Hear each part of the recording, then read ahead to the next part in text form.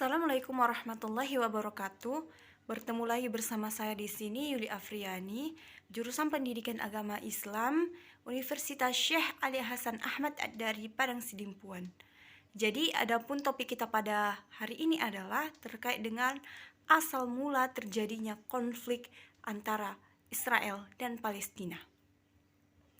Baik, masuk saja kita ke dalam inti dari permasalahan ini, yang dimana lebih dari 100 tahun yang lalu, pada tanggal 2 November 1917, Menteri Luar Negeri Inggris saat itu yang bernama Arthur Balfour menulis surat yang ditujukan kepada Lionel Walter Rothschild, seorang tokoh komunis Yahudi Inggris, yang dimana isi surat tersebut memang singkat, hanya sekitar 67 kata.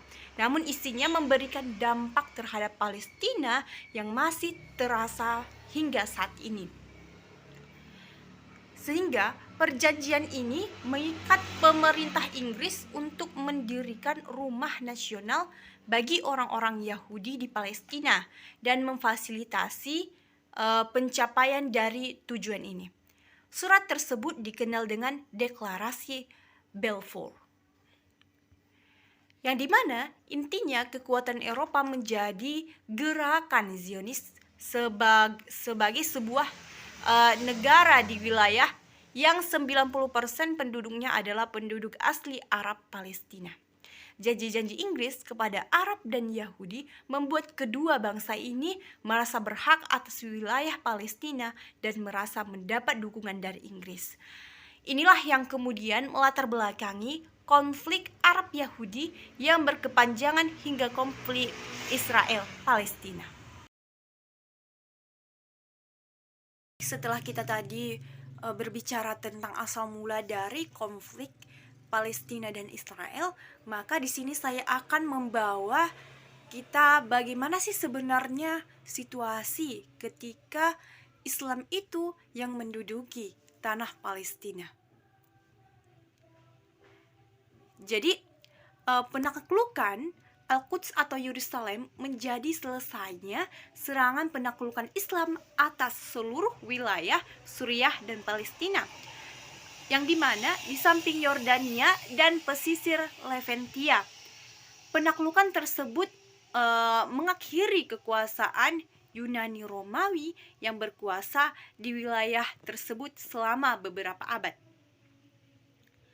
Kemudian sejak itu pula hingga 1300 tahun yang akan datang, wilayah tersebut berada di bawah naungan Islam, walau mengalami pasang surut di dalamnya.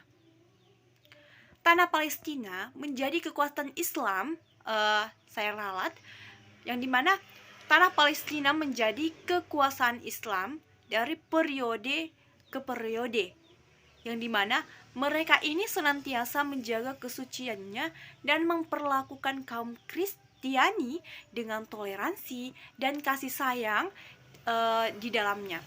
Situasi ini terus berlanjut hingga terjadinya perang salib dan masuklah pasukan Kristen Eropa ke Baitul Maqdis, yaitu bertepatan pada 439 Hijriah atau 1099 Masehi.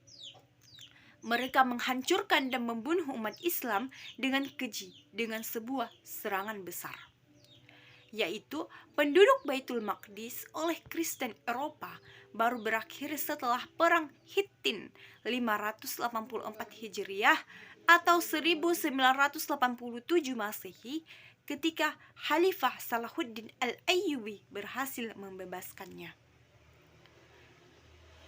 Kemudian sehingga dari penjelasan-penjelasan kita tadi yang sudah kita ulas, dapat kita lihat di sini bahwasanya ketika tanah Palestina itu berada di genggaman Islam, tidak terdapatnya konflik di dalam wilayah tersebut dan moderasi beragama serta toleransi terbentuk di dalamnya. Baiklah, cukup sekian dari ulasan yang dapat saya sampaikan pada hari ini. Mudah-mudahan bermanfaat dan dapat kita petik hikmahnya.